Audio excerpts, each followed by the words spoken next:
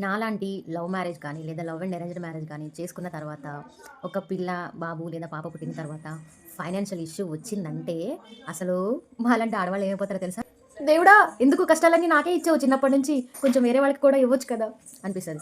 అయ్యో! ఎందుకు ఈ బతుకు అవసరమా బతకడం అనిపిస్తది. అలాంటి టైంలో వస్తాయి రీల్స్. Motivational reels. రీల్స్ చూస్తానే ఉంటాం. మోటివేషన్ అవుతానే ఉంటాం. నేను ఇది చేసేయాలి, అది చేసేయాలి. పెట్టుబడి కావాలి. పెట్టుబడి కావాలన్నా డబ్బులు కావాలి. ఏం చేయాలి? నాకేం అర్థం కావట్లేదు. హస్బెండ్‌ని అడుగుదామా? నైటీ కొనుక్కోవడానికి 200 ఇవ్వట్లేదు. ఇంకా పెట్టుబడి బిజినెస్ చేస్తానంటే ఎలా ఇస్తాడు? ఎక్కడ తెచ్చిస్తాడు? అయ్యో పాపం మా పూర్ హస్బెండ్ అనుకుంటా. మళ్ళీ మోటివేషనల్ రీల్స్ చూస్తా ఉంటాం. మళ్ళీ బూస్టప్ అవుతామనమాట. అప్పుడేమనిపిస్తది? యూట్యూబ్ ఛానల్ పెట్టుకుందాం మనం కూడా. రూపాయి ఆదాయం లేకుండా చేసుకుందాం అంటాం. కానీ యూట్యూబ్ ఛానల్ పెట్టి నేను 4 ఇయర్స్ అవుతుంది. ఇంతవరకు సక్సెస్ అవ్వలేదు.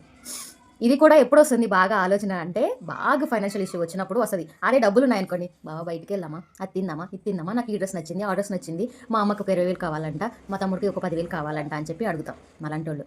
అవును కదా! నేనైతే చాలా ఫేస్ చేశాను ఇలాంటివి. మీరు కూడా ఫేస్